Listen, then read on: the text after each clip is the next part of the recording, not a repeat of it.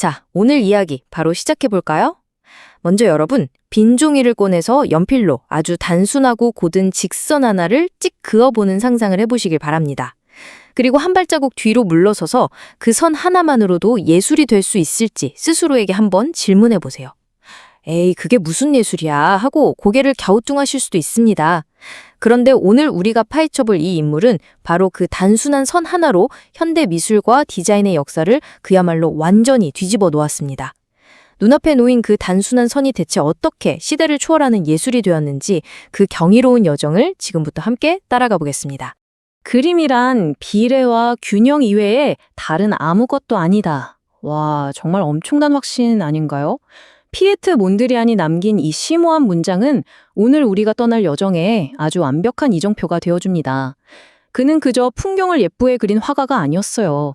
세상을 이해하는 완전히 새로운 방식을 제안한 진짜 선구자였죠.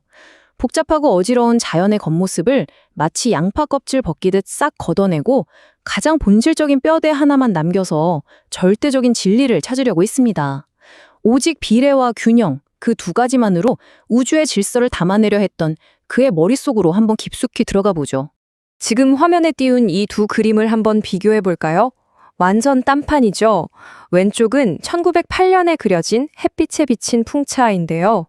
반고흐의 느낌이 물씬 나는 아주 강렬하고 현실적인 풍경화입니다. 그런데 오른쪽은 어때요? 오늘날 전 세계가 몬드리안 하면 딱 떠올리는 바로 그 순수한 기하학적 추상화입니다.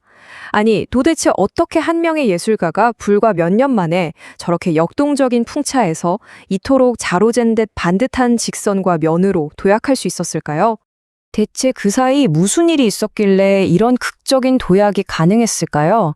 몬드리안이 추상에 도달하는 그 놀랍고도 치열한 과정을 증명하는 궁극적인 단서가 바로 그의 유명한 나무 연작입니다. 이 시리즈는 그가 단순히 눈앞에 보이는 현실을 베껴 그리는 걸 멈추고 불필요한 요소들을 하나하나 덜어내며 철학적 본질만 남기는 그 과정을 정말 소름 돋게 명확하게 보여줍니다. 자, 이게 바로 그 출발점입니다. 자연 속에 있는 평범한 나무 한 그루인데요. 나뭇가지들이 막 구불구불 사방으로 뻗어나가고 붉은색이랑 푸른색이 아주 폭발할 것처럼 엉켜있죠. 아직까지는 자연 특유의 그 복잡한 형태와 꿈틀거리는 생명력이 캔버스 위에 그대로 살아 숨쉬고 있습니다. 굉장히 감정적이죠. 하지만 흥미로운 건 몬드리안의 눈에는 이 멋진 나무조차도 너무 복잡해, 덜어내야 할 껍질이 너무 많아 라고 보였다는 겁니다. 그런데 맙소사, 불과 1, 2년 사이에 진짜 마법 같은 변화가 일어납니다. 위쪽에 있는 회색 나무를 보세요. 그 화려했던 색채가 벌써 무채색으로 싹 가라앉았죠? 그리고 아래쪽 꽃피는 사과나무로 넘어가면 더 놀랍습니다. 그 구불거리던 나뭇가지들이 마치 수학 공식처럼 딱딱 떨어지는 수직선과 수평선의 교차로 극도로 단순해지고 있어요. 자연의 그 혼란스러운 형태가 점차 수학적이고 기하학적인 시스템으로 쪼개지고 압축되는 이 과정, 정말 경이롭지 않나요? 이렇게 끝도 없이 덜어내고 또 덜어낸 끝에 마침내 신조형주의라는 엄청난 예술사조가 탄생하게 됩니다. 1915년 무렵에 몬드리안이 동료 테오 반 데스버그와 함께 확립한 건데요. 진짜 극도로 엄격한 룰북이라고 보시면 됩니다. 자연의 유기적인 곡선? 절대 안 됩니다. 오직 수직선과 수평선, 이 두 가지만 크로스해서 완벽한 기하학적 균형을 만들자는 거였죠. 이 규칙이 얼마나 깐깐하고 절대적이었냐면요. 나중에 반 데스버그가 우리 대각선도 좀 써볼까 하니까 몬드리안이 완전 경로해서 그 자리에서 절교를 선언해버렸습니다. 진짜 뚝심 하나는 끝내주죠. 이 깐깐한 몬드리안의 그림을 제대로 읽어내려면 당시 철학자 수온마케르스의 이론을 바탕으로 한 이 엄격한 색상 규칙도 무조건 알아야 합니다. 그냥 물감 짜다 보니 예뻐서 칠한 게 절대 아니거든요. 노랑은 빛이 쫙 퍼져나가는 움직임을, 파랑은 저 멀리 뒤로 물러나는 하늘과 수평선을 뜻합니다. 그리고 빨강은 이 둘과 짝을 이루면서 위로 둥둥 떠오르는 성질을 가졌죠. 오직 이 세 가지 기본 색상만이 화면 안에서 서로 밀고 당기며 완벽하게 평등한 조화를 이룰 수 있다고 굳게 믿었던 겁니다. 자, 그럼 여기서 잠깐 질문 하나 드릴게요. 기본 색상 세 가지랑 곧은 직선에 대한 이 집요하고 강박적인 헌신이 과연 캔버스 위에서만 끝났을까요? 아니면 그의 실제 일상과 현실 공간까지 싹 다 집어삼켰을까요? 한 사람이 자신의 예술적 신념을 현실의 삶에 100% 동기화하는 게 정말 가능할까요? 1920년에 찍힌 그의 파리 작업실의 사진을 보면 바로 답이 나옵니다. 와, 이건 뭐 거의 신조형주의가 현실로 튀어나온 완벽한 인공의 성소 느낌이죠. 수학적으로 완벽한 질서를 원했던 그는 작업실 벽면 전체를 직사각형과 삼원색, 무채색으로 도배했습니다.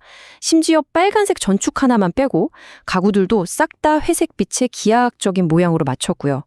자연의 흔적이라고는 단 1%도 허용하지 않겠다는 그 징글징글한 고집, 진짜 감탄밖에 안 나옵니다. 게다가 이 작업실 테이블 위에는 진짜 기가 막힌 일화가 하나 숨어 있어요. 깔끔한 인공미를 극도로 사랑했던 몬드리안은 자연의 색인 초록색을 그냥 싫어하는 걸 넘어 병적으로 혐오했거든요.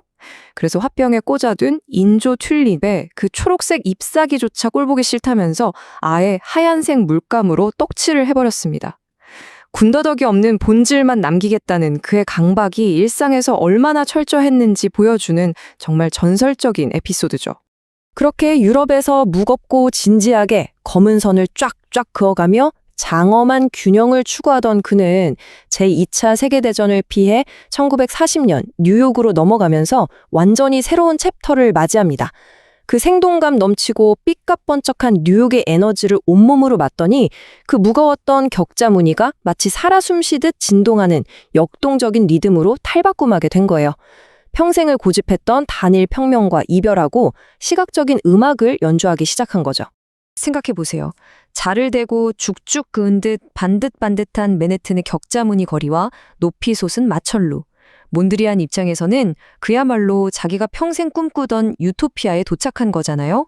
이 미완성 작품을 한번 볼까요? 캔버스를 짓누르던 그 답답한 검은색 물감을 과감히 버렸습니다. 대신 노랗고 붉은 컬러 테이프를 겹쳐 붙여가면서 구성을 짰죠. 선 자체가 색을 입게 되니까 화면이 이전과는 비교도 안 되게 가볍고 경쾌해졌습니다. 그리고 마침내 그의 에너지는 이 작품에서 대폭발을 일으킵니다. 바로 말년의 최대 걸작, 브로드웨이 부기욱이죠. 칙칙한 검은 선들이 싹 사라진 자리에 노란색 선들이 도로처럼 깔리고 그 위를 빨강, 파랑 조각들이 마치 자동차 불빛이나 네온사인처럼 춤추듯 번쩍거립니다. 브로드웨이 특유의 그 빠르고 경쾌한 재즈 리듬과 뉴욕이라는 도시가 뿜어내는 그 왁자지껄한 생동감이 이 캔버스 안에서 극애로 파핑하는 것 같지 않나요? 자, 그럼 이게 왜 그렇게 대단한 걸까요? 몬드리안이 평생을 바쳐 깎고 다듬은 이 완벽한 비례와 균형의 원리가 그저 미술관 액자 안에만 갇혀있지 않았다는 게 핵심입니다. 가장 본질적인 선과 색만으로 대상의 진짜 모습을 드러낼 수 있다는 그의 굳건한 믿음은 캔버스를 훌쩍 뛰어넘어 오늘날 우리 주변의 현대건축, 패션, 그리고 모든 디자인의 기초를 형성하는 아주 강력한 뼈대가 되었습니다.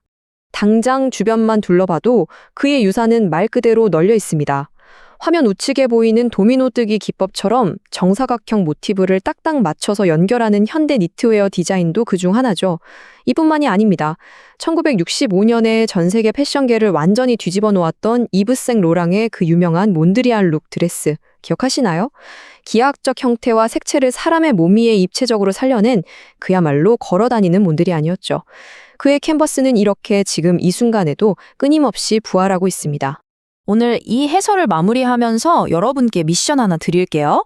지금 당장 고개를 들어서 여러분의 방 안을 아니면 창밖의 풍경을 한번 쓱 둘러보세요. 화장실 타일에 줄는 창틀의 십자뼈대, 저 멀리 보이는 네모반 듯한 아파트 외벽까지. 혹시 수직과 수평이 만들어내는 완벽한 균형이 숨어 있는 게 보이시나요? 단순하고 고든 선 하나에 우주의 진리를 꽉꽉 채워 담으려 했던 어느 고집스러운 예술가의 열정이 어쩌면 지금 여러분이 살아가는 이 현대 세계를 가장 밑바닥에서부터 아주 든든하게 받쳐주고 있을지도 모릅니다. 오늘 이야기는 여기까지입니다. 함께해 주셔서 감사합니다.